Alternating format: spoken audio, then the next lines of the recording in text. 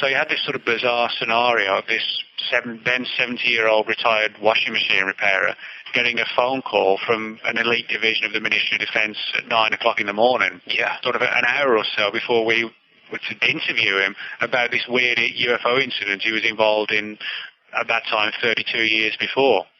And so then that sort of raised other questions. Was it him that was being monitored, or was it me?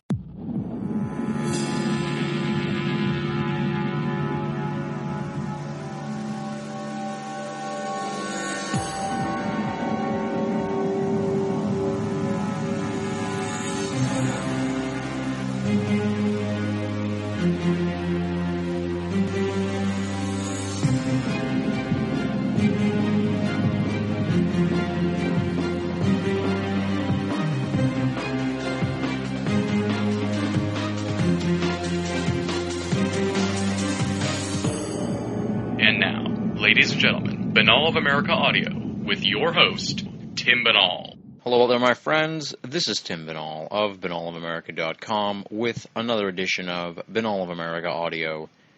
I hope you had a pleasant week. It is April 15th, 2006. We are back with Nick Redfern, part 2 of 2. Nick Redfern is the author of the new book, On the Trail of the Saucer Spies, UFOs and Government Surveillance.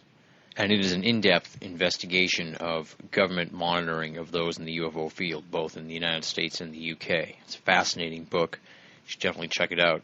You can check out Part 1 at BinnallofAmerica.com. This week, it's Part 2 of 2. Here's what we're talking about. We delve into UK ufology, what it was like for Nick to be personally investigated by the powers that be, if you will. Present-day ufologists and how much they investigate their own files. We wrap up the discussion of On the Trail of the Saucer Spies with Nick's thoughts on just what the government might know about the UFO phenomenon.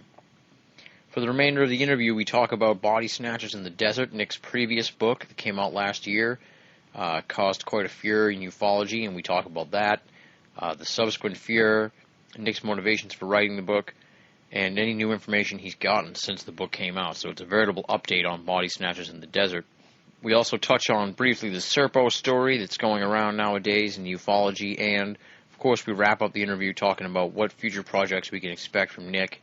So that's all in this week's edition of Binnall of America Audio. We're going to kick it off momentarily. Let me give you the Nick Redfern bio for those of you who are unfamiliar with Nick Redfern. Nick Redfern is one of the world's foremost authorities on UFOs. His main area of research centers around determining what has been learned about the UFO subject at an official level in Britain. He has spent hundreds of hours at the Public Record Office in London and has uncovered thousands of pages of previously classified Royal Air Force, Air Ministry, and Ministry of Defense files on UFOs dating from the Second World War. He has written for Military Illustrated, I Spy, Fate, 40 Times, Phenomena Magazine, and the London Daily Express newspaper. His previous books include A Covert Agenda, The FBI Files, Cosmic Crashes, Strange Secrets, 3 Men Seeking Monsters, and Body Snatchers in the Desert. So he's an accomplished writer, he's a longtime ufologist, and he's going to wrap up the conversation this week here at Binnall of America Audio. This interview was recorded on April 2nd, 2006. Nick Redfern, Part 2 of 2. On Binnall of America Audio. In the book, there seemed to be a contentious sort of air about Nick Pope. What's the perspective on that whole branch of the officialdom and how they're sort of like the UK version of Project Blue Book? Well, Nick Pope is an employee of the British Ministry of Defence. He still works for them. And between 1991 to 1994, he worked for one particular branch of the MOD called the Secretariat of the Air Staff. And one of the tasks that the Air Staff has is to investigate UFO reports. Now, most of the reports, by their own admission, that come into the Air Staff are reports from members of the public, because it's like a publicly advertised it's an advertised organisation of the MOD that the public are allowed to know about. It's like the Blue Book. Yeah, that's right. So if somebody sees something, they can phone the Ministry of Defence, and if the operator says, why are you calling? They say, I've seen a UFO. They put them through to the air staff. Yeah. And for the most part, the people there, they'll just either take the details over the phone or suggest the person writes a letter, and then they check with other organisations, to see if a refueling operation was going on or if there was a satellite going over at that particular time, and then they'll just write back and say, dear Mr. Smith, thank you for your report. We think you saw the planet Venus, and that's the close of it. Yeah. So it's very much like just a very, very low scale, down-to-earth thing with no on-site investigations. Just like Blue Book, just reports coming in and not much being done with them other than filing them away. Well, in the same way that, when people said in the US when Blue Book was going on that there are also far deeper and more covert investigations going on by other agencies, you have that same situation in England. For example, I mentioned Matthew Williams and Rudloe Manor. There have been long-standing rumours that the intelligence personnel at Rudloe are the people who do the real investigations, and the office at Whitehall, at the MOD building at Whitehall, the air staff, that their role is, I guess, it's like the window shop image where people think there's nothing else going on, but really behind the scenes you have all these huge organisations, and people think, well, if there's this public group, then that must be the beginning and the end of it. Now, Nick Pope doesn't believe there is, all this other stuff's going on behind the scenes, and personally, I believe that he's genuine in that belief. I think he really did believe that all the information that the government had or has came through his office, and there weren't these other characters doing things behind his back that even he didn't know about. Yeah. But as I point out in the book, there are a number of examples where it's quite clear that the government tried to discredit Nick because he went into the job as like an open-minded skeptic, and when the reports that came into his office over the course of the 3 years he was there, he actually became a believer in the existence of UFOs and wrote a best-selling book in 1996 called Open Skies, Closed Minds. And this was sort of like a study of a UFO history, but also broached and touched on the subject of his official UFO investigations. And there is evidence that around the time, that his book was being written and he was doing the research, that he was being watched by the official world as well. A classic example of this is Matthew Williams, who I mentioned earlier. Matthew has a background in the government. He used to work for the British government's Customs and Excise, and one of the things that he would routinely be involved in is if someone was being monitored, they would turn up at somebody's house on the day that the garbage collectors would turn up, but arrive a few hours earlier, and literally steal or take that person's garbage, and go through it to see if there's anything incriminating in there. And that actually happened to Nick Pope. Nick himself has spoken about this, how his garbage had been taken under sort of odd circumstances, and when it happened, he put a note in the next week's garbage saying something like, I bet you thought it'd be more glamorous when you signed up, like running around with guns, and instead you got to stop going through my garbage. And this happened to him, and he's openly spoken about it. He wondered if it could be journalists, but organisations like Customs and Excise that Matthew Williams worked for in Scotland Yard and divisions of the police, they routinely do this. So that was one interesting little thing that happened with Nick. Another one was that in 1999 he published a novel called Operation Thunderchild, which was a story about like a hostile attack on the UK by aliens. And coincidentally, round about the same time that the book was published, rumours began to circulate that the British government was going to declassify all of its UFO reports. And I phoned up the Ministry of Defence and spoke to their press office and said, is there any truth to this? And they said, no, there's no truth to it at all. And I said, well, where's the story stemmed from? And they said, well, you can get a good indication from the fact that Nick Pope's got a new novel to promote. So they were actually trying to discredit Nick by claiming that he was basically lying and making up stories about UFOs.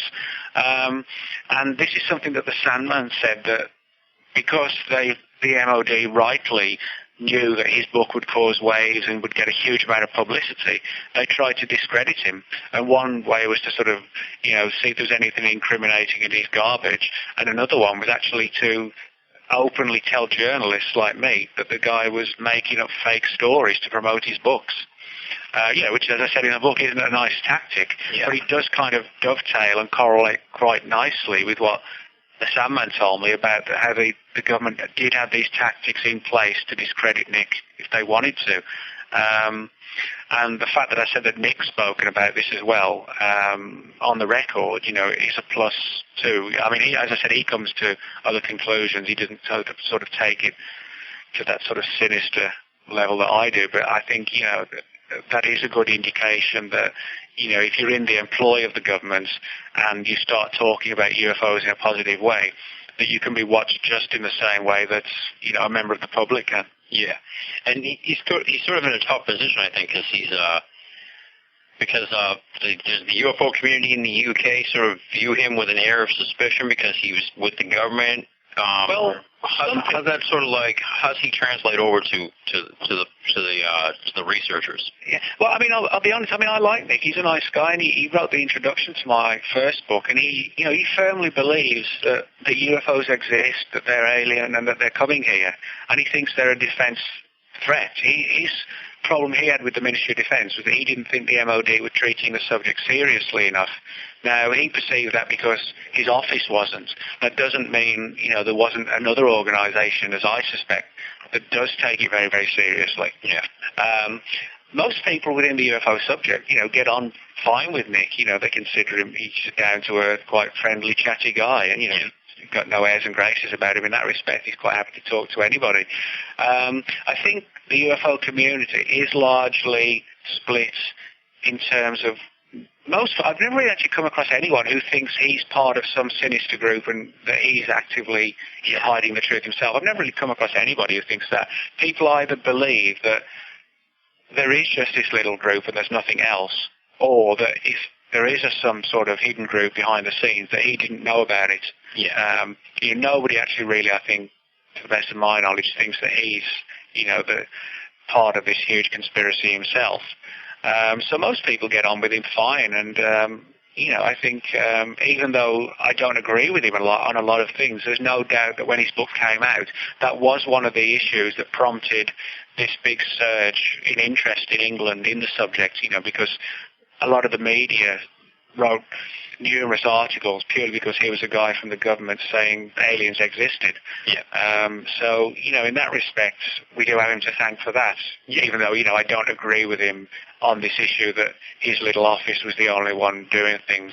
There is good evidence from the files, from testimony of people who worked at this base, RAF Rudlow Manor, that, at the same time that reports were just coming into the Whitehall office, that the Rudlow people were actually running around the country like headless chickens, investigating all the significant cases and, telling people not to talk about cases, or, arriving in just civilian plain clothes, to avoid detection as to who they were and so on. And now I recently heard an interview with him, and he said that his successor and his office, the folks who are doing what he used to do, now they're being overwhelmed with Freedom of Information acts and not so much taking reports. You probably know more about that than I do. What's that office up to nowadays? Well, what happened, Tim, was that prior to the late 1990s, there was no Freedom of Information Act in England. What there was something called the 30-year ruling.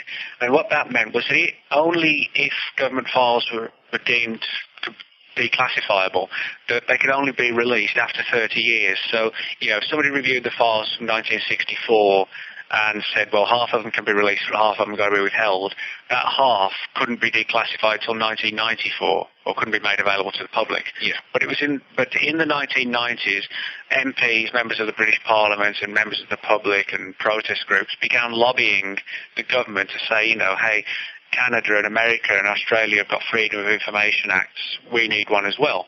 And that did start to come into force sort of round about the turn of the century, 99, 2000, 2001. Yeah. And so what a lot of researchers are doing now, and that's quite correct what Nick has said, is that instead of, just asking for information on policy for UFOs, or just asking for, can you tell us about, do you have any reports on this case that occurred last year, you've got numerous UFO researchers just swamping, literally, government agencies with requests, please declassify all your UFO files from 1975 or 1996, or, please check to see if you have a surveillance file on me, that sort of thing. Yeah.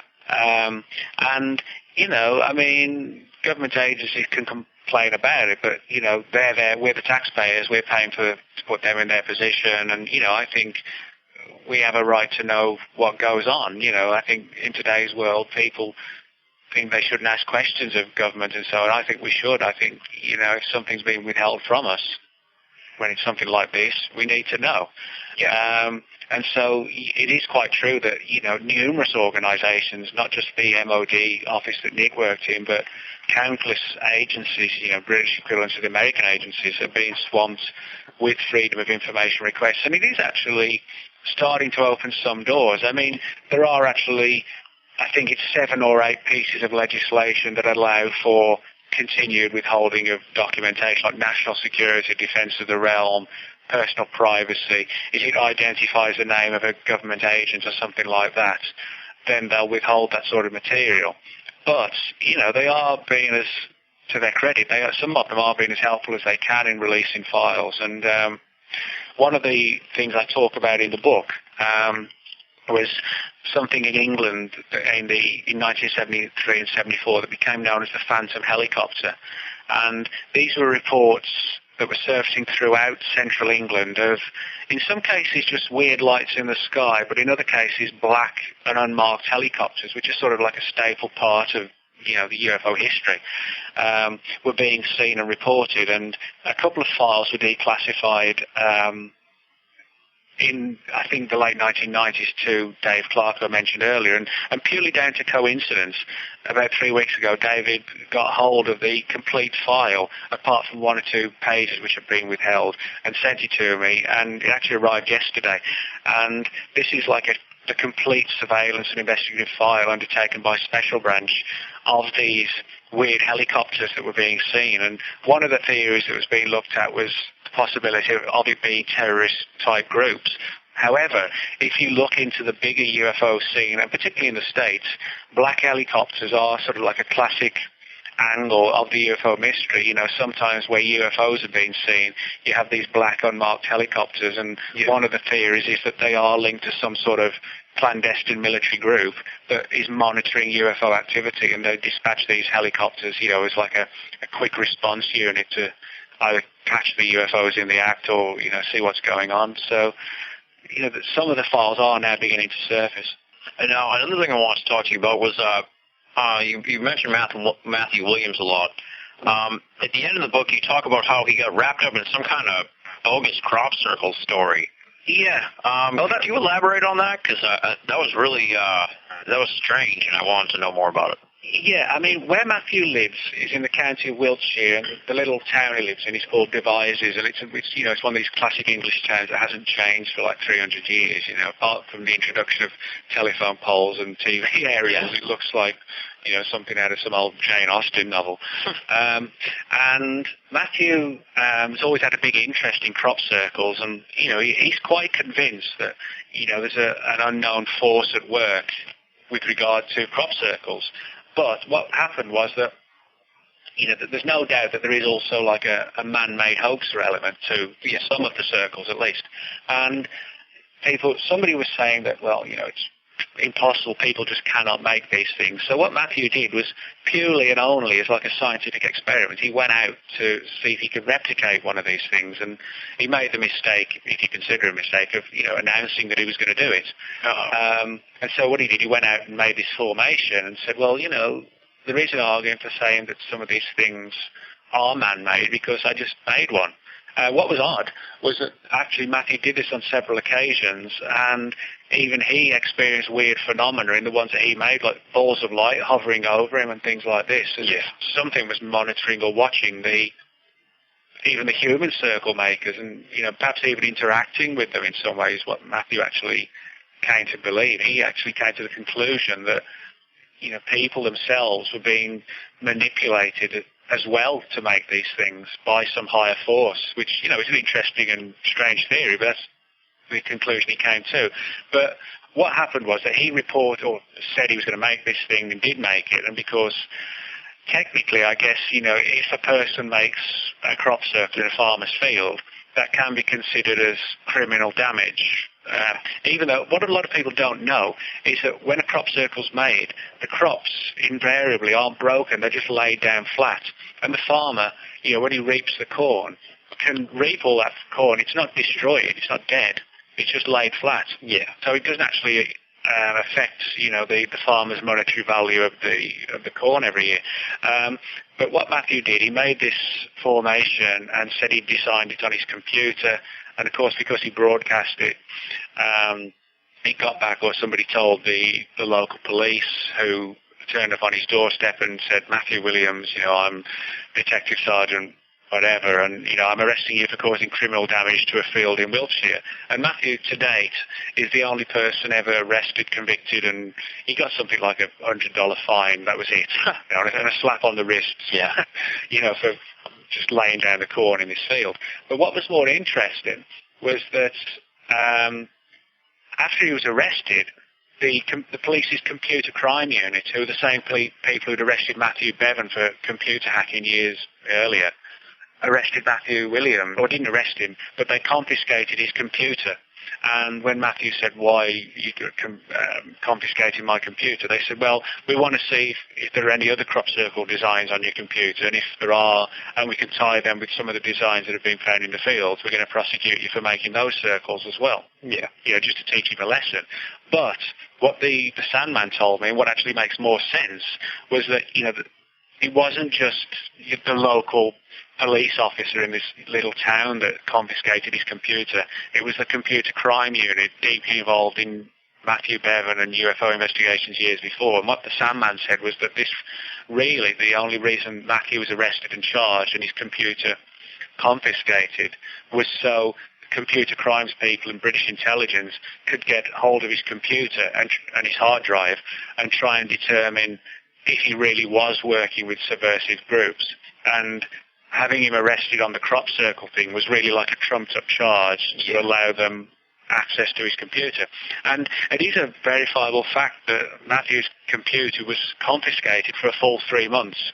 And, as I mentioned in the book, the idea that the British Police Force's elite computer crime unit would need to confiscate somebody's computer for 3 months just to determine what sort of crop circle images were on there is absurd. Yeah. And, the bigger scenario and the more correct one was the one that the Sandman suggested, that this was just an ingenious ploy to get their hands on Matthew's computer and, see who he was speaking to and who he was in touch with and what his email inbox and sent box contained, and was he speaking to somebody in North Korea or China, or was it, as it really turned out, he was just chatting with UFO researchers and that was it. Yeah.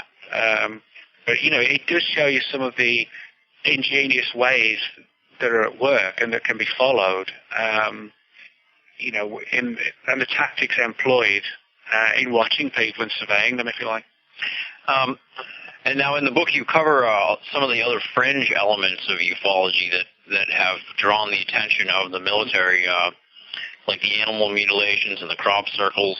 Yeah. And most notably the whole saga of Jonathan Downs and this strange animal mutilations in the zoo. Yeah, well, I mean, I'm sure most of your listeners in the States will know about cattle mutilations, these events where cattle have been found predominantly from the 60s onwards in the US, sort of drained of blood, organs removed, with what looks like very precise, surgical procedures, etc., and a lot of UFO reports, and again, black helicopters in the area, particularly New Mexico, countless reports from there. What's perhaps lesser well known over here is that Britain itself gets a lot of animal mutilation cases,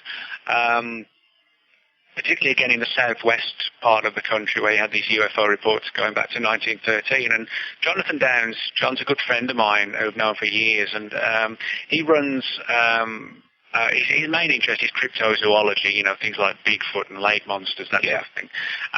But John also has a UFO interest, and I guess the crossover between the two is, like the animal mutilations, cattle mutilations. John's looked into a number of these cases from England predominantly from the late 70s onwards. One of the most interesting was a case that occurred, or a series of incidents that occurred at a place called Newquay Zoo, which again is in the southwest of England. And there have been a number of very, very weird killings of animals actually at the zoo and even in the cages in some respects. Again, with the classic blood drained, even where it looked like some sort of unidentified substance had been injected into the bloodstream, possibly to like incapacitate them or knock them out. And in the 1990s, John was given access to some British police force files, investigative files on these particular animal mutilations. And, they went into complete full detail about these mutilation events. One of the strangest entries in the file actually talks about how whoever it was or whatever it was doing these mutilations actually tried to gain entrance into the lion's den. Oh, wow. If you imagine if it was human mutilators, as I mentioned in the book, only an idiot's going to try and force its way in to the lion's cages. Yeah.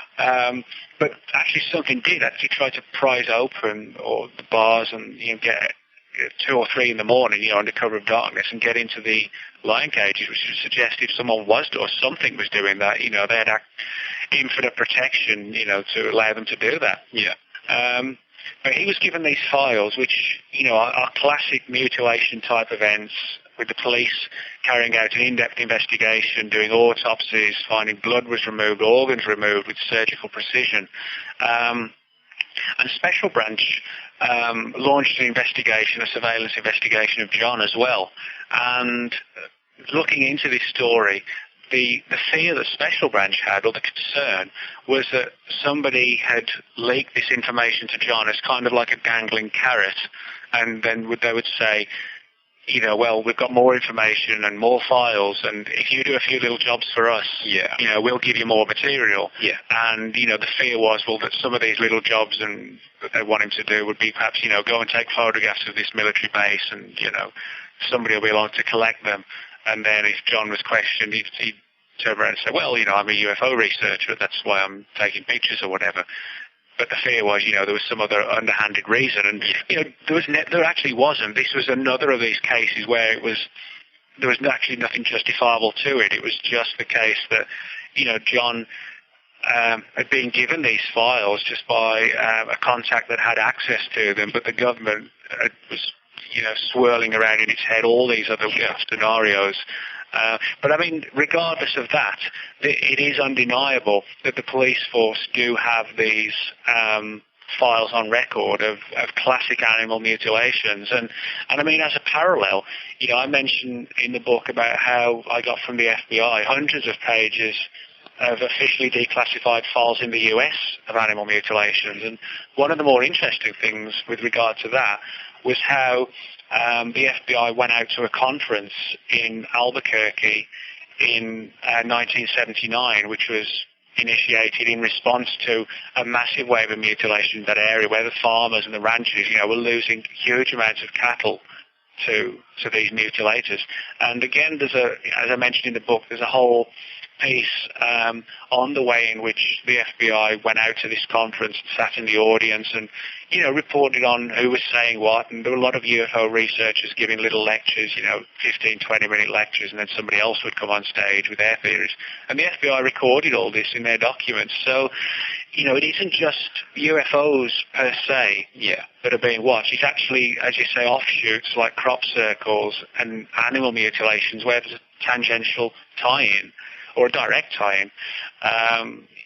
They're looking into these areas. I also talk in the book about how US DIA, Defense Intelligence Agency agents, were in attendance at a conference in Munich, Germany, that had crop circles on the agenda. This was the first European meeting of a US group called the Society for Scientific Investigation, I think it is, or Endeavour, something like that. Yeah. And DIA personnel were actually in attendance at that conference, which had everything from near-death experiences, psychic phenomena, crop circles on the agenda. So it's all these spin-off things from the UFO subject as well that the intelligence people are looking into. So, that's sort of worth bearing in mind as well, that it isn't just, lights in the sky or UFOs. It's sort of pretty much anything that falls under, I guess, like an X-Files type domain. Yeah. Becomes of interest to the official world. Now, this is sort of off topic, but are there a lot of Bigfoot sightings in the UK, or is that predominantly American and other parts of the world? There aren't a lot of sightings, but actually that's an area I've delved into quite deeply myself. Where I used to live in England was a little village called Pelsall, again, which is like where John lives. It's one of these places that hasn't changed. It's actually about I think it was in 1997, it celebrated its 1000th anniversary. Oh, wow. It's like a really old little town. And I used to live about 5 miles from a place called the Cannock Chase, which is a huge forest in central England. And there have been Bigfoot-type reports there going back, the earliest one goes back about 1879. It is 1879. But reports of what at the time were called Wild Men of the Woods and the Green Man and things like this actually go back about 1,000 years in England. And I've dug quite deeply into a lot of these reports. And there's been a wave of sightings, again, coincidentally, in the Cannock Chase area. Right now it's ongoing. And I'm going over there in a couple of months to do some more investigations. So you do get these reports, and they are broadly similar to the American reports. The biggest difference is that a lot of the British reports seem to have more of like a paranormal angle to them, where a lot of the sightings have occurred in the vicinity of like ancient stone circles, like Stonehenge and places like that, which has led a lot of people to think that, if it was just a random animal, why would they occur in these areas of like ancient and archaeological significance, ancient burial mounds, things like that? And this does lead a lot of people to think that, there's some sort of paranormal or supernatural thing rather than a physical animal. But I mean, I've personally investigated a lot of these cases, and, there's no doubt that people are seeing things, and something weird's going on. But, the size of England, it's actually smaller. Britain is smaller than the state of Texas, and the idea that you can have like a race of wild men or ape men existing without capture for millennia kind of stretches the imagination. And I think coupled with the fact that there are these weird angles, like the stone circle angles, that leads me to believe that it isn't just a sort of straightforward ape hiding from society. There's something weirder going on, tied in, with supernatural and issues and mythology and legends and things like that. Yeah. Well, what was it like for you personally to be watched and to be like monitored by these folks? Was that unnerving at first? Well, obviously it was unnerving at first, but Yeah, I mean, I think for me it was probably more interesting than unnerving. I'm not the sort of person who sort of panics at everything that sort of happens in life, sort of fairly laid back. And also, I've sort of dealt with official secrecy, and I think, when it's something like UFOs, we need to sort of stand up and dig for the answers. And I think, as I mentioned earlier, there are some people who, they get a visit or they're warned and, they end up quaking at the knees and they literally drop everything overnight. That does work. Yeah. For me, if somebody says, don't investigate this, it kind of spurs me on more to investigate. So I think that's probably why I wasn't so much warned as such. It was more a case of just seeing what I was doing, which, would make sense, I think. But I think what it told me more than anything else, and this is sort of ironic because it kind of blows the government's cover, is if you're investigating things and you're being watched, they're only going to watch the people who are actually onto something. Yeah. If you're investigating something, you're completely barking up the wrong tree, so to speak, as we say in England, then nobody's going to watch you because you're no threat and you're not onto legitimate data. I think you're going to be watched more and more actively when you actually are looking into something that they're concerned about. Yeah. So, for me, it sort of, when I realized that I was being watched, it legitimized the idea that what I was investigating was something that was worth them watching and worth them watching me for. It is kind of strange and surreal in one respect to think that, government agencies are putting files together on you and, may even be sitting in the audience at every conference and lecture you do. I wouldn't say I didn't so much find it unnerving. I just genuinely find it interesting because it suggests that at the core there is like a genuine UFO mystery, and I think my goal has always been to try and find what lies at the heart of the UFO mystery. So I think it spurs me on to do these investigations, and I think it just depends. I think on the character of the person involved as to how they respond to it. Albert Bender just dropped everything overnight, when he had his MIB visit in the 50s. Some people, they just drop out the subject because they feel they've gone as far as they can, whatever, but, for me, it sort of drives me on to think, wow, if they're watching, then, there's really something worth finding. And what kind of stuff actually, happened, in particular, when you were being watched? Is there any sort of examples you can give that personally that happened to you where you were like, my mail was opened, or? Oh, yeah, I can give you a great example because it corresponded with a really interesting case I investigated in England in 1996, and some of your listeners will probably know the name of Leonard Stringfield, he was probably the premier collector of reports of crashed UFO cases, and he died in 1994, but he got involved in the subject in the early 50s. And he, between 1978 and 1994, wrote about 8 or 9 status reports of all the incoming information he got on various crashed UFO incidents. Well, one of these crashed UFO incidents, which was published in his 1991 report, allegedly occurred in the aforementioned Cannock Chase Forest that I talked about, which was actually sort of 4 or 5 miles from where I used to live in England.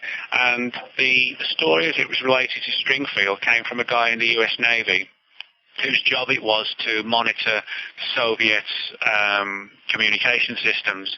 And this guy was obviously like a Soviet translator, and he picked up on a conversation where the Russians had apparently monitored the British government talking about some sort of object that had crashed on the Cannock Chase in Staffordshire. And there was report, it was obviously described as a UFO, and there were references to bodies being recovered and the military securing the site, etc. Well, this Stringfield published the details in 91, and in 1996, myself and a colleague began digging deeper into this story, trying to track people down, and actually tracked down a guy, a member of the public, who at this particular time, which was February 1964 or March 64, we're never entirely sure on that, but it was the early part of 64. He was a washing machine repairer, and he was driving across the Cannock Chase to just go and repair a client's washing machine. And in parts, the Cannock Chase forest is very, very thick. It's a huge forest, and he was going down this one stretch of road, and there were police officers and soldiers in the road, and there was a cordon there, and they pulled him over and said, where are you going? And he said, well, I've got to get across the chase to this other side. And they said, no, you've got to go back the way you came and go all the way round the chase instead of taking the shortcut through. And he was angry and said, what's going on? And they said, none of your business, just go back where you came from. And he was actually a railway enthusiast, a train enthusiast, and he said he always carried a camera around, just in case he saw anything he wanted to photograph. And he returned, went back the way he came and parked further up the road into a sort of like a little side road, and just sort of stealthily walked through the forest, sort of half a mile to where these guys were. And he said that in the forest itself, which was a slightly open area, there was this small triangular-shaped object which was being loaded onto the back of a trailer, like a military trailer-type vehicle. And there were people, civilian suits, and some who he said were dressed like scientists in, like CSI-type coveralls in the field. And he took a couple of photographs. So when he got home, the police contacted him, and he was required to go to a nearby police station, and his camera was confiscated, and he was questioned vigorously as to what he was doing in the area and why he was photographing this thing. And as I said, it was like a 12 to 15 foot triangular shaped thing, but he said what he found most interesting, having an interest in trains and, engineering and whatever, was that this thing didn't have any rivets on it, and it didn't seem to have, built out of different parts. It was almost like cast out of a mold. Yeah. He said he described it almost like a liquid type metal, fluid almost. Yeah. And he got his camera back eventually, minus the film. Of course. And myself and a colleague interviewed him in late 1996, in December 96, and he related this account to us about how he'd seen the thing, how he'd been silenced, etc., etc. We wondered, well, is he genuine, or is it just some sort of story? When we got there, and as he was relating his story, he was quite nervous. We said, well, what's wrong? And he said, well, just before you arrived, he said, I got this phone call from the Ministry of Defence, basically putting the fear of God into him, and, the intimation was, don't talk about this particular case. Now, in England, in the same way as over here, you have the Star 69 system. Yeah. You have a similar thing in England called the 1471 system. You dial 1471, it gives you the last incoming number. Now, what was interesting is that military bases in England, for security reasons, normally all their numbers are withheld. If they phone someone for security reasons. Yeah. We dialed this number, and we actually got a military number, and we traced it back to an operator service who was responsible for channeling phone calls throughout the central England, from military bases to the public, etc., etc. And from there, we were able to trace the original call to an army installation, about 7 miles away, called Whittington Army Barracks, and the call itself had come from one branch called the Ministry of Defence Guards Service. So you had this sort of bizarre scenario of this then 70-year-old retired washing machine repairer getting a phone call from an elite division of the Ministry of Defence at 9 o'clock in the morning, sort of an hour or so before we were to interview him about this weird UFO incident he was involved in at that time 32 years before. And so then that sort of raised other questions. Was it him that was being monitored, or was it me, because we'd made arrangements to see him? And, they realised that he was involved because it was my phone that was being monitored rather than his. Yeah. And then, of course, the other question was, well, why on this occasion was the phone number of the MOD deliberately unblocked? That kind of suggested one or two things. Either this was like a warning to say, hey, we're watching you, and we are because we've given you access to the number. Yeah. Or one of the interesting theories I did wonder was whether or not there was actually like a sympathetic insider trying to reveal the fact that the case was genuine by making it so easy for us to trace it back, if you see what I mean. Yeah, yeah. But without compromising his or her real identity. Yeah, but yeah. I never actually really got to the bottom of why that was going on. But, when you talk about surveillance potentially of me, that was one of the more interesting ones, was the fact that, within an hour of phoning a witness involved in a major crash retrieval case 30 years before, he gets a phone call saying, don't talk to this guy. So that was a classic example. I mean, another one was for example, the testimony of the Sandman. I mean, just talking about the fact that we were all under surveillance. And there were actually three occasions, 2 in person and 1 by telephone, when I was also questioned, what's your motivation for doing this research? In the same way that Robin Cole was questioned at Cheltenham, are you just looking for UFO information? What do you think about the opinions of Matthew Williams and his research? And, I said honestly that, I'm looking for UFO material, and Matthew's doing likewise. I mean, at this time, I wasn't aware from the Sandman, obviously, what the government's view was, that they actually thought something else was going on. But it's kind of strange, I guess, when somebody turns up on the doorstep and flashes an ID card and says, can we come and have a chat for 10 minutes? I mean, it was never like a sinister Man in Black type threatening situation. It was actually, I think I mentioned this in the book, about how he and the guys involved realized that it was sort of a strange and bizarre situation for them to be involved in as well. But in that respect, to realize that you're attracting official attention it's kind of strange. And I mean, as I mentioned also in the book, the last time this happened was actually after I'd moved to the US and got a phone call, and this was based around an interview I'd done with a former MI5, British MI5 government guy, where I had to hand over the tape recording of the interview. It was sort of made very clear to him, whether like it or not, you'll hand over the tape. So things went on like that, and as I said at the beginning, that a lot of people in England particularly have snippets of stories like that, where it's quite clear that when you put all the pieces together, you do have this bigger picture of overall surveillance of the research community. And now, like you allude to in the book at the end, is it possible that what's going on, how they're sort of revealing now that we thought there were subversives in the UFO community, and that's why we're watching you? Is it possible now that they're just doing sort of a backtrack move, where they're like, we better come up with some plausible reason why we're watching these UFO guys, because we can't tell them it's because, we want to find out more about UFOs, so let's tell them we were checking out to find communists or something. Yeah, that's actually a good point. I mean, that's one of the things I briefly touched on, was the idea that there's no doubt, that everybody and his brother in the subject was being watched. The official story is that it's been done for, as I said, subversive reasons and things like that.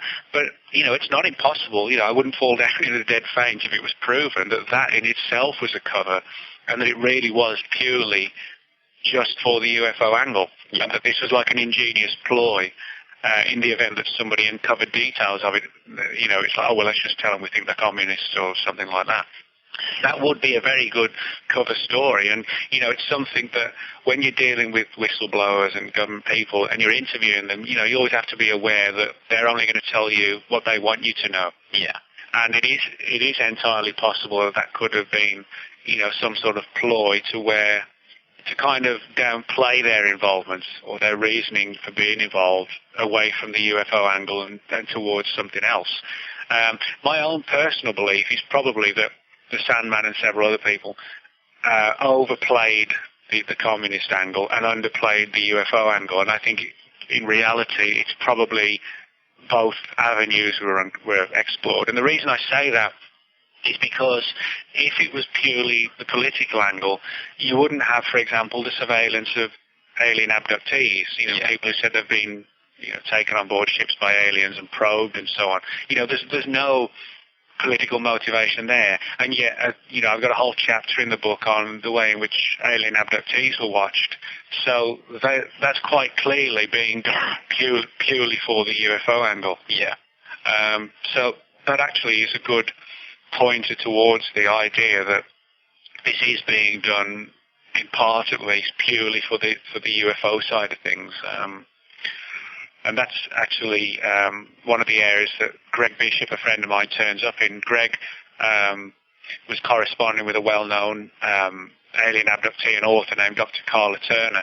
And Greg told me quite clearly about how pretty much all the mail correspondence that they sent between the two of them arrived having been opened and, resealed with Scotch tape or whatever, and done in a really clumsy way.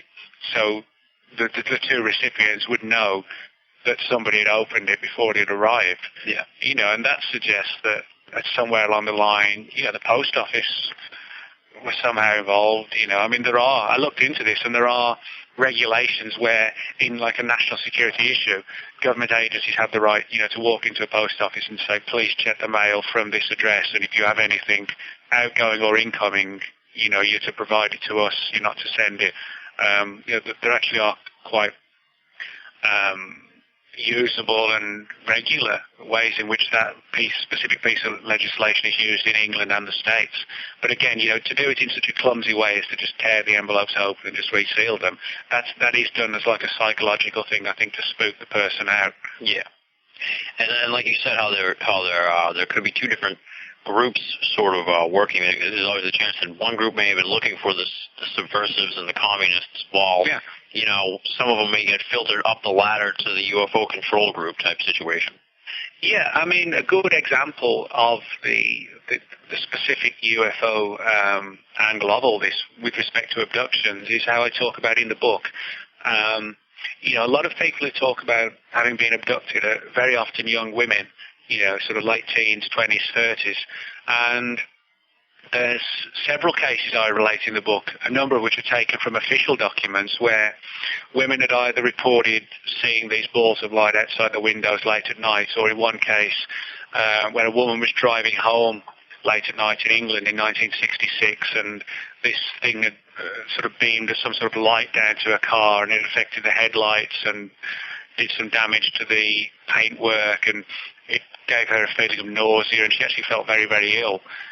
She got home late and told her parents, and somebody came out from a nearby Air Force base and investigated and interviewed her extensively, and there's a reference in there to somebody else who supposedly made contact with the people, the creatures, from this particular UFO. And what it actually sounded like was some sort of covert group that was monitoring abductions and had figured that this late night drive home in which the woman had, a car had been stopped, and there are all sorts of these weird medical angles to it, that this was like somebody fishing for what they believed was like an early alien abduction account. And there are several others. One I relate in the book from a woman living in Texas, actually, and she was actually personally visited by representatives of U.S. Air Force intelligence in the early 1970s, and was told outright that yes, we have this project, and we're asking people who had this experience not to talk about the fact that we're speaking to them, but can you tell us a little bit about what happened to you, because we're concerned about citizens being kidnapped, as they called it at the time before the term alien abductions was introduced. We're concerned that citizens are being taken away against their will, and we want to know why these creatures are doing it and what their aim and their role is. So, again, this has nothing to do with the political angle. This is just purely and simply a covert UFO investigative group, monitoring people in the subject. And now, somebody who's like a ufologist present day like myself, could they check out to find out if they even have an FBI file? Is it something they have to tell you? Yeah, the way it works is that if you want to get hold of an FBI file on you or somebody else, if it's somebody else, you either have to get their written permission, and they also have to supply something like a photocopy of a passport or a driving license, and they have to sign a letter saying, I, John Smith, hereby declare that, Tim has the permission to file a request to my file. Or if they're no longer alive, if they're dead, you can file a request yourself. You could file a request for a researcher who died in the 60s. All you would need is to find an obituary to prove that the person was dead. Yeah. But if it's you yourself, you're quite within your rights to, send a letter to FBI headquarters, to the Freedom of Information Office, and saying, under the terms of the Freedom of Information Act, I hereby request access to any and all files held by the FBI on me, and I require that you send them to me, etc., etc. Sometimes, actually, they'll admit to having them, but they won't release them. I mean, Bill Moore, who was the co-author of the first book on the Roswell story, which was called The Roswell Incident, he filed a request for his FBI file, and even in the 90s, his FBI file was up to like 70 pages, and most of which was still classified. I think at the time he managed to get hold of something like 6 pages. And Stanton Friedman, a well-known figure in Roswell research, the FBI admitted to having a file on him, but they refused to refused to reveal details of how long the file was, and they refused to tell him what the classification of the file was, whether it was restricted or secret or top secret. They wouldn't even discuss that. That shows the extent to which, the secrecy surrounds not just UFOs, but people in the subject as well. Do people tell you, if you talk to people and they're like, I've got my file, has it ever come up when you talk to other people, when you do the research for the book and stuff, and is that something researchers do, or is that just something that they don't bother to try because they figure they're not going to get anything? Actually, it's a lot of the latter. A lot of the time people think, well, I'm not going to get it, and they might charge me search fees for looking at like $50 or $100, which occasionally they will do. They'll say, okay, we'll look for your file, but it's going to take us 3 days of manpower. Please send us a check, $50 or whatever. So sometimes people don't do it. But I mean, there are people who, as I said, Bill Moore vigorously pursued his, as did Stan Friedman, and really just didn't get anywhere. It is more often the case that the files that are surfacing are those that, relate to people who died 30 or 40 years ago, like Adamski or people like Van Tassel and people like that. Yeah. But, if you're a living person and you think that, you've had some sort of experience, you're quite within your rights to file a request, and that the FBI is required to respond in something like 30 days to the initial request. It may take them longer to find the files and decide if they can be released, but they do have to confirm, receipt of your letter. I'll give you an example. I filed Freedom of Information requests, and I received the files like 5 years later. Oh, wow. But that sometimes it's due to a backlog.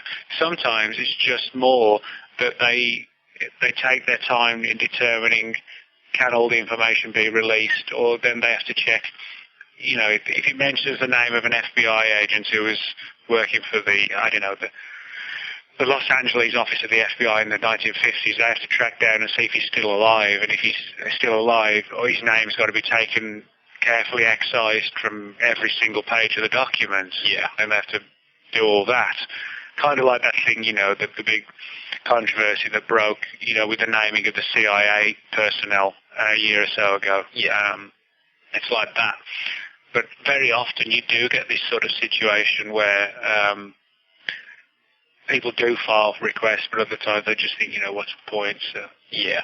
And what about when a pretty well-known person in the field dies? Is there usually like a motion to try and get some information on them? And I'm thinking, I heard that there was something came out on Phil Klass right after he died. Yeah, what happened was when Klass died recently, several people wrote to the FBI trying to get his file. And as I said, when a person's dead, anyone can access that or can appeal for that file to be released. You don't have to be a relative, family member, or anything at all. Yeah. If they decide it can be declassified, they'll send it to you. But even with the Phil Klass file, there were a few documents that were withheld, and there were a few references. We know Klass was involved in several things which just aren't in the files anyway, which suggest that they've either ignored the request or just outright saying there's nothing in the files when we actually know there is. So that's problematic as well. And what about guys like John Mack or Eugene Maloff or Betty Hill? Those three have died recently. Is you just not going to get as much information for like a decade or two afterwards, you think, or? No, if a person dies and you want to file a request, you should. If the files can be declassified, you should be able to get the stuff within a couple of weeks. You shouldn't have to wait 10 years or 15 years.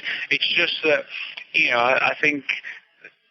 It's just a case of finding people who are prepared to, do the digging and, when the government says, no, we've not got anything, then just press further and to say, well, here's evidence of an interview they gave where they said they'd written a letter to the FBI, so that letter must at least be on file with you. So where is it? It just needs someone who can, keep pushing and pushing. But I wouldn't be at all surprised, if files did turn up on people like Betty Hill throughout the years. As I said, it's just finding the person who knows enough about the case, or the person and who's got obituaries and whatever to actually do that. So. Yeah, it just takes the legwork pretty much. Now, based on all your research into the UFO field, what do you think is going on here? What does the government know, do you think? I think as far as UFOs are concerned, I think there's two things. Well, actually, I think there's three things going on. I think there's no doubt in my mind that there's a genuine UFO mystery. There's all sorts of theories that it's aliens, that it's, something interdimensional that coexists with us. You even have sort of the more extreme theories like time travelers but regardless of what the truth is, I'm convinced that there's an unknown UFO presence from somewhere else. There's no doubt about that in my mind.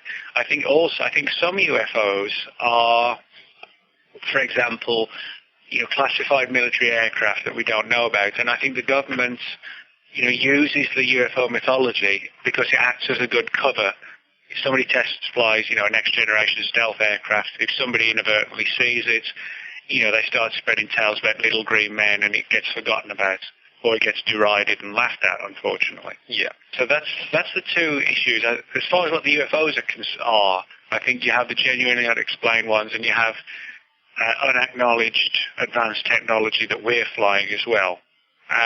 But I think the other area that comes into play is where the government itself actively spreads disinformation to confuse researchers and to send them down, the wrong path. Researcher John Smith's looking into this particular case, and he's going to uncover some sensitive material. So one particular agency then gives John Smith completely bogus material, but which sounds really fantastic, and it gets his attention, and he then chases down this completely fake path, and he forgets about the other material that's arguably more important. Yeah, like what happened with Paul Benowitz. Yeah, exactly. With Paul Benowitz, he was looking into some interesting things, and then they deflected him into all sorts of other areas. So I think there's a lot of manipulation of the subject, but at the core of it, there is a subject, and it's a mystery, and it belongs to someone else, if you like.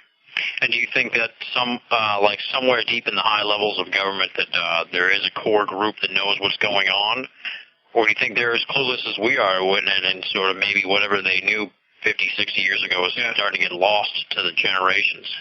I think for the most part, that government agencies that collect information,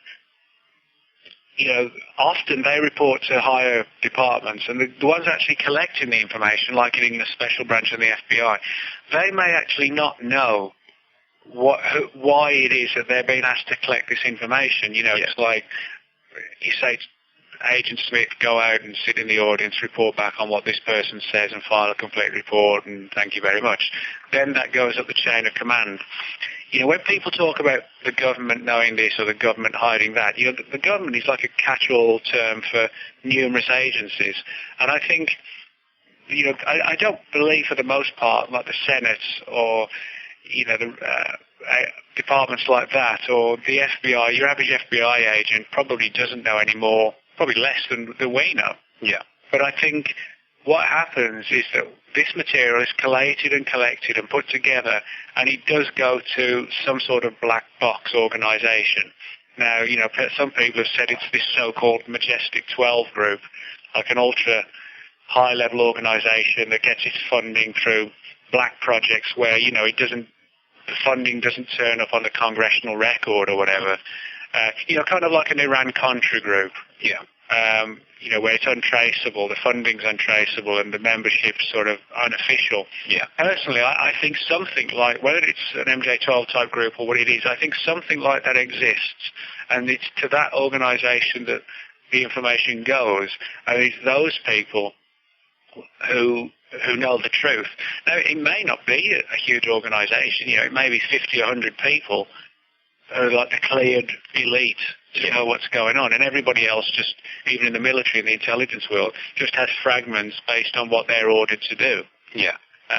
But I do think, somewhere somebody knows the truth, and whatever that truth is, it's either so fantastic or so disturbing that a decision has been taken that, we can never tell people what it is. We can, we just keep collecting information, watching it, and see who's talking to who. But as far as the material evidence is concerned, there's some reason why it cannot be revealed. And one of the theories that's been suggested is that, if crashed UFOs have been captured and there's evidence of really advanced technology, and we now perhaps understand the rudiments of that technology, it may be that, the fear is if we introduce that technology into the world, it could actually sort of upset the economical state of the world. Yeah. Can you imagine if there is some sort of anti-gravity technology being hidden by the elite, and it bankrupted the oil-making nations overnight?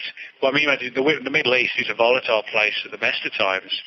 Yeah. But you imagine if all those nations, the oil-producing nations, were bankrupted overnight because this new technology existed. That could actually result in, an escalating war and even Third World War or something, if these people think they're going to be bankrupted and their entire country's ruined. I think that is one plausible theory, I think, that could lay behind the secrecy, not just the fact that these things are coming here, but the offshoot implications for world economies and even things like world religions and whatever, so things like that. Yeah. You moved from the UK to the US? Yes, yeah, my wife's American, and I moved over in 2001. She's from sunny Texas, which is where we lived. Nice. I really like to lie to my listeners and claim that I'm calling you in England, but I won't. Yeah. No, it's still an American time, but yeah, we actually met at a conference. She has an interest in paranormal things, and she just happened to go along to this conference that I was speaking at. We got chatting and talking and just stayed in touch, and I'd come over here, she'd go over there for a month at a time, and we just sort of hit it off and just got together like that. That's great. Now, your last book, Body Snatchers, that came out last summer, right? Yes. And that's a pretty quick turnaround for a new book from. Well, now. Yeah, I guess because I work as a writer full time. I don't have like a 9-to-5 job. I can sort of apply myself, on a full time basis to writing. A lot of people are in the position, they've got a full time job. They don't get home till 6 or 7. Yeah. And they can only do sort of an hour or so at night. With me, it's my entire job. I can sort of apply 8 hours a day, 9 to 5 on writing. So I try and get, a book out per year if I can. Oh, that's awesome. Now, just touching on Body Snatchers a little bit. Body Snatchers pretty much offered an alternative view of what happened in Roswell in 1947. And now, I'll confess that I haven't actually read the book yet. I've been so busy, and luckily I had a chance to read on the Trail of the Saucer Spies. But I heard all about Body Snatchers last summer. There was quite a furor over it. Yeah. Well, Body Snatchers was, I guess, one of these things that it sort of made me within the UFO community. It kind of made me the next worst thing to Saddam Hussein almost. It was. My view is that, there's no doubt that there's a genuine UFO mystery, but I think we need to examine each case on its own merits, rather than lumping everything in one unified basket, if you like. But what happened was that from 96 through to about 2003, I interviewed a number of old-timers in the military and the intelligence world, mainly from America, but one from England, who basically said that the crashed UFO story at Roswell was a cover for human experimentation that had been done, things like high-altitude exposure balloon tests, bearing in mind this was 60 years ago, determining what happens if you use people in high-altitude balloon tests, how is the human body affected and things like this, and supposedly some of these people were Japanese prisoners of war brought over at the end of the Second World War and then utilized in various experiments, and it just so happened to be the Roswell one that leaked out because members of the public stumbled onto the crash. What I did with the book was to really put the story out so people could see what I'd been told, rather than to say, hey, you've all been duped. That was never although some people perceived that's what I was doing, that was never my goal. My goal was never to say, hey, I've uncovered the truth and, you're all idiots for getting it wrong. It was to say, I've interviewed these people over the last 6 years. This is what they told me. Can we take it any further? Is it true? Is it the truth or is it disinformation? So that's what I did. I put the story out so people could see, what I'd uncovered, and some people took it on board. Others felt, it was some sort of disinformation ploy to hide the fact that aliens really did crash at Roswell. And, as I've said in online debates and, at some of the news groups I'm on, I've never denied the possibility that I could have been fed disinformation because as an author, I would have been the ideal person to get the story out there. Yeah. I think the biggest problem that, regardless of what individually we all think about Roswell, the biggest problem is the fact that it was 60 years ago and literally pretty much everybody involved is dead. Yeah. And the files haven't surfaced, so it becomes a case of he said, she said, I believe this, I believe that. and it's almost at that stalemate point where, you know, you can't bring back the dead. Yeah. So the only other way is to get the files, and if the files don't surface, we are left with these fragmentary old-timer accounts. You know, one old-timer says this, but this old-timer says that. So that was basically what I did. It was a highly controversial, different scenario, but I put it out so people could see what I'd been told, and really to see if it would open any other doors, or if it would, you know, somebody would come forward and say, well, hang on a minute, you know, I was part of a disinformation scheme, and I was responsible for this disinformation scheme. That's why I know it's not true, and aliens really did crash. So, you know, and I felt it was important to put it out, so at least we would have leads that could be followed up on. But, you know, there's no doubt it's highly controversial, excuse me, purely because Roswell is seen as, you know, one of the, if not the premier case, if you like. Yeah, were you surprised at the furor that erupted after the book came out? No. I figured before, I was sort of braced beforehand that, you know, I was going to be castigated here, there, and people were going to be, you know, demanding blood and everything else, which almost happened. But, you know, it's one of these things where, you know, I think we need to debate cases, and regardless of what we may want to believe or not want to believe, if there's other information out there, it does require us to look into it. Yeah. Because, you know, all of us in the subject are looking for the truth, but I think we need to be grounded. Sometimes it actually works to the government's advantage because, and this is not meant as in a disrespectful way, but a lot of people are so full-on believers that they are in a particular subject or a particular case that they become easy to manipulate, because you can tell a government agent can tell them what they want to hear and they'll believe it. Yeah. When in actual fact they're being manipulated. And so I think that although it's difficult, you know, we need to try and steer away from belief systems and kind of take a detached approach and just look for the facts, regardless of where they lead, and even if they say something, you know, we don't necessarily want to hear.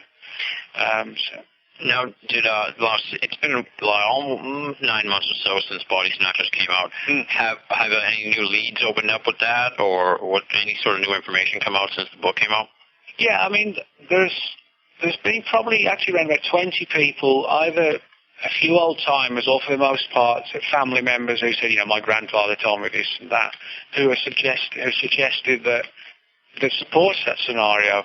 But in saying that, there are other people who've come forward who've said, you know, that back in the 50s, you know, and the late 40s, that whole scenarios are put forward in the event that they might want to be or need to be used, and one of them was this idea, you know, involving Japanese people, when in actual fact that was a cover. So, you know, it's kind of, that's again the problem, is that you've got credible people both giving contradictory views. Yeah. Now that probably is only because that's what they were told. You know, they're just telling me what they were told, and who knows who was deceived or who wasn't. So, you know, it's still a case that some people are saying, yeah, it's the truth, and others saying, no, you know, I know it was disinformation because I know one of the guys who was involved in this project. And it seems to be the case that if it is disinformation, that the story was put together back in the 50s, but was never used. Yeah. You know, because it was seen as too controversial, because then it would attract too much attention, which arguably it would. You know, in some ways, using prisoners of war in high-altitude tests, ironically, in some ways, is more controversial than the idea that aliens might really have crashed. And so, you know, that's what several people have said, that this idea was put together decades ago and it was just shelved. Yeah. And, you know, some people have said that maybe my people who I interviewed genuinely believe it, but they've actually read the old disinformation files, not realizing that it was disinformation. Yeah. So it's like a really convoluted story, and I think, even from my perspective, it doesn't help me to say this, but unfortunately, I'm not entirely sure 60 years on we'll ever still get the answer, or if, you know, 100 years from now, people like me and you are going to be having phone conversations saying, I wonder what really happened at Roswell. Yeah, yeah. You know, that would be horrible if that was the case. It would be unfortunate given all the work that's gone into it. But unfortunately, I could see how that would be the scenario. You know, that it becomes a point where everybody is dead and, you know, the files can't be found. And I wouldn't actually be surprised, as I've mentioned to quite a few people, that today's government, per se the government, probably doesn't know what happened at Roswell. I think if anybody knows, it is like this small inner group hidden away somewhere. And I'm quite sure, you know, maybe they inform the presidents, you know, when they get elected, but your average person, even in the CIA, FBI, NSA, probably has lesser knowledge of Roswell than we do because they're not cleared to know. It's just this maybe 100, 200 people in this semi-official hidden group that do know the real story of what happened. And like somebody at my message board joked, is the On the Trail of the Saucer Spy sort of an olive branch to ufology, making good because he went after the Roswell story? That's sort of a joke. No. I know, that was more of a joke than anything. Oh, okay, but no, I mean, even if it was a joke or no, I mean, you know, as I said, I think it's important that we treat each case on its own merits. Yeah. You know, and Roswell was a book on one case, and you know, if people take the information on board or they don't, that's fine. You know, I'm not going to have a sleepless night over it. You know, and with this book, it was purely a case that I'd found evidence that a lot of people in this subject were under surveillance, and so it's an interesting story, so let's put that story out. You know, if people take it on board, that's fine. If they don't, that's fine too. You know, I don't feel a need to apologize for what I do, but I do feel it's, you know, all of us in the subject, if we've got interesting information, whether everybody else agrees with it or not, I think it's important to put it out. Yeah. So we can at least try and determine what the full picture is. So that's really the only motivation behind it. Yeah. The one other little thing I want to ask you about was this Serpo story that's been going around for the last few months. Oh, yeah. Have you done much following of it or what? I followed the story. I mean, this, again, for some of the listeners who might not be aware, the Serpo story it's a series of, like an anonymous series of communications from a guy, or possibly more than one person, who had insider knowledge of supposedly some sort of exchange program in the 60s where some trained personnel, astronauts, if you like, traveled to an alien planet and, you know, to see their society and civilization, then came back and, you know, aliens came here and were studied, etc., etc. You know, the theories are kind of similar to my Body Snatchers book, that some people think it's verifiably real and this exchange program really went on. Other people think, you know, it's some sort of disinformation program for some obscure reason. The problem is, because it only really kicked off sort of last November, December, I just don't think, although there's a lot of information in, I just don't think enough research has been done to sort of answer the question fully as to what the motivations are, who was doing it, why they were doing it. I think it's definitely worth following because it is getting a huge following. And I think the more information that comes out, the more people that are interested, it's going to uncover more facts or fiction or whatever it is, or disinformation. Yeah. I just think, you know, although it's a great story, it's sort of too early stages to say too much. And that's not me, that's genuinely not me, you know, skirting around the issue. Oh, no, I know what you mean. Yeah, it's just that it is so early that, you know, put it in the gray basket. Yeah, until we get more information through, hopefully. Yeah, exactly. What do you see for ufology in the near term and in the long term? I know from what you were saying in the course of this interview, obviously it sounds like you're obviously in favor of an open disclosure on the UFO secret or whatever, you know, some more information from the government on UFOs. Where do you see things heading in the next, 5-10 years? Well, I think, when it comes to open disclosure, it's like I've said to people before, at the height of the Cold War, everybody, whether you're in England or you're America or Russia or wherever, everybody lived under the threat of nuclear war every day. It never happened, thank God. Yeah. It could have done. And, we didn't all sort of have nervous breakdowns and go run into the mental asylums or whatever. We just got on with our day-to-day living and hoped it didn't happen. And I think that even if there's some terrible secret behind the UFO thing, the same thing would happen. Can it be any worse than being annihilated in a nuclear holocaust? Whatever the truth is behind the UFO mystery. So I think in that respect, the public should know, because if we can handle the Cold War and threat of nuclear war, even if there was something terrible, which there might not be, behind the UFO mystery, we can handle that as well. So that's why I think there should be disclosure.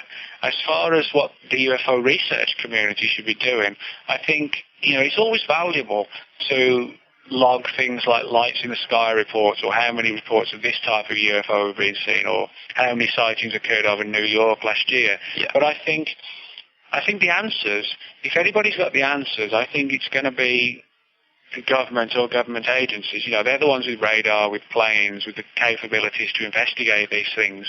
And so I think that although, the answer could come in any way at all, I think, pursuing what the government knows is probably likely to provide more of the answers, because if anybody knows on Earth, they're going to be the ones. Yeah.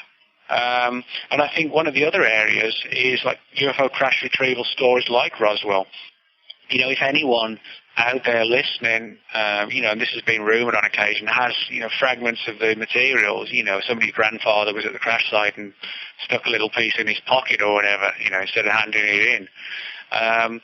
If something came along like a piece of evidence that could be tested, if it was, a finger from a body found at Roswell, or a little piece of metal, and it could be analysed for its DNA or its the structure of the materials, that would instantly answer the question of, is it extraterrestrial or not, if it contained, unknown elements, or the DNA was unlike anything on Earth. Yeah. That would answer the question overnight. So I think pursuing the government angle is one area that over the next 5-10 years, that is vital, and also doing our utmost to try and uncover some sort of physical evidence that can be analysed, and where there will be irrefutable proof that this couldn't have originated on Earth. And then, you don't even need a full body. You don't even need President Bush or whoever standing up and saying they exist. If you've got this thing that can be analysed and proven, then, we've answered the questions ourselves without getting the official answer. I think the one other area that we definitely need to kind of improve our status with is with the media. The media, unfortunately, a lot of the mainstream media, poke fun and make jokes about UFO researchers and the subject. Yeah. And one of the reasons is because they're quite ignorant of the history of the subject. And I think, things like press packages, send out press packages of documents and briefings showing how serious the subject's been taken and the credible people that have spoken on the record. Yeah. I think if journalists realise that, then we would have a better position with them, and the better position and relationship we had with the media, we would be able to get our message across better, and I think, we would get more done. So I think that's an area that we need to improve on, is the relationship with the mainstream media, because, they're the ones speaking to the public as well. Yeah, so you think ufology needs better public relations, pretty much? Yeah, I think that would help a lot, yeah. And are you hopeful that you'll get like a solid answer to the UFO question in your lifetime as you go along in this? Are you getting more hopeful, or are you sort of like, you're not at the point now where you're ready to throw up your hands and say, well, it's never going to happen? I'm hopeful that we would get the answers, and I think diligent digging and searches will get the answers. I'm less hopeful that the answer is going to come from the government. Yeah. I think, people say, well, one day the government's going to release this information, but my argument is, what president is going to want to say, well, here's the information, but I've also got to admit we've lied for the last 60 years. Yeah. Unless the government had a reason to release the information, I don't think it would just go ahead and do it. So I'm less hopeful that it's going to, or less likely, I think, that it's going to come through the official angle. Yeah. But I think more likely either an incident would occur that couldn't be denied. The government would have to put its hands up and say, well, okay, if there was like a crash in New York City or something like that, yeah, and a UFO came down, or somebody had as I said, a sample of something or something was leaked out of an official establishment, which was undeniable, or, that it's down to us to find, the UFO research community to find the answers and then present it to the media, who then, publicise it, and then the government would have to admit to it. Yeah. So I think it's, if the government's not going to say it, it's down to us, and I'm confident that we can find the answers, but I know for a fact that unless we really dig deep and dedicated to it, it could slip out of our hands. So what can we expect from you in the future here? What do you have in the pipeline? That's a good question. I'm always sort of, looking a year or two sort of down the line with books. One of the areas that I've been looking to, it's sort of an offshoot of the UFO thing, is the Chupacabras mystery. Oh, really? Yeah, in Puerto Rico. I've made a number of trips to Puerto Rico looking for and investigating this creature, that this sort of blood-sucking, half alien, half giant bat-type creature as it's been described. Yeah. It's been seen in the vicinity of UFO encounters, and it's been responsible for numerous animal deaths. And I've spent a lot of time, weeks at a time, on the island, just tracking down witnesses, police officers, investigators. And the most recent trip I made was in September of last year. I went with a team from a Canadian TV company, and we spent quite a long time on the island, travelling around and interviewing all sorts of... There's no doubt in my mind that something weird is definitely going on there, and something is loose, in the rainforest and the jungles of the island. So that's what I'd like to get further involved in, trying to resolve that issue. Yeah. Or if not resolve it, at least, get all the on-site information out. And that's something I always encourage people to do is, don't just take somebody else's word for it or just read books. If you're able to go out there and do your own investigation. Exactly, yeah. You actually uncover a larger amount of material than you ever would, just reading books, and even mine. Well, what a segue. Well, the book is really good. I really enjoyed it a lot. Oh, thanks, Tim. Yeah, it was just really fascinating. I really enjoyed a lot of the stuff too on the UK UFO scene, because you don't find too much stuff on that, at least on this shore. No, you don't. That's one of the reasons I wanted to include that, because I thought, because it's actually quite similar to the American things, people might be interested to know that it parallels over there what's going on over here as well. Yeah. And the book is On the Trail of the Saucer Spies, UFOs, and Government Surveillance, and it's available at all booksellers, right, online and in bookstores too, you think? Yeah, wherever books are sold, good ones and bad, you'll find it. Nice. Do you have a preferred way for people to get them, or just get them how they can get them? As long as they pay for them. Yeah, the quickest way is probably Amazon, or the publisher's website, which is anomalistbooks.com. You can just click on there, and there's links to Amazon sites all around the world on the Anomalist sites. That's probably the easiest way. All right. And the other books are Body Snatchers in the Desert, The Horrible Truth at the Heart of the Roswell Story, 3 Men Seeking Monsters, Covert Agenda, the British Government's UFO Top Secrets Exposed, and Strange Secrets, Real Government Files on the Unknown. Those are your other books. And obviously the most recent one, On the Trail of the Saucer Spies, UFOs and Government Surveillance. Check it out. It's an awesome book. Nick Redfern, thank you very much for being on the show. Thanks, Tim. I appreciate it. Thank you. That does it for this week's edition of Binnall of America Audio. Big, huge thanks to Nick Redfern for stopping by, giving us so much time, going so in-depth on his new book, On the Trail of the Saucer Spies. You can find more information about Nick, as he said, at his website, www.nickredfern.com, and that's NICKREDFERN.com. Big thanks to Leslie, Chiron, and R. Lee of BinnallofAmerica.com for your help and support with the audio series. If you're a Binnall of America audio listener and you haven't checked out their columns at BinnallofAmerica.com, you gotta check them out. They're fantastic stuff. If you're a frequent Binnall of America audio listener and you want to discuss the audio series with other listeners, we have a message board. It's time I mentioned it on the show. There's a great community of listeners out there who hang out at www.thebitchute.com. theusofE.com. That's the official BinnallofAmerica.com message board.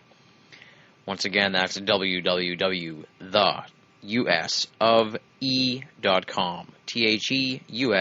THEUSOFE.com. Pretty simple. Type it in. Go to theusofE.com. That's where we're at. It is the United States of Esoterica, the BinnallofAmerica.com message board. Go there if you got questions about the audio series, you want to discuss the episodes with other listeners. Some guests pop in every now and again. You never know who's going to show up at the USOV.com. So if that's your thing, if you like the message boards, check it out. And if you're a longtime listener of Binnall of America Audio and you want to help us defray some of the costs of producing the audio series, click the PayPal button at binnallofamerica.com. You can find it on the main page or on the Binnall of America audio page, either one. Click the button, donate a little dough, throw some change in the bucket, whatever you can do. Don't break the bank, but if you can help out, we greatly appreciate it. Next week on the show, the amazing author of the Federal Reserve expose Thieves in the Temple, Andre Eglishon, turns his critical eye towards the national security apparatus with his new book, Where the Right Went Wrong on National Security and the Left Too. And he's coming to Binnall of America Audio to discuss it with us.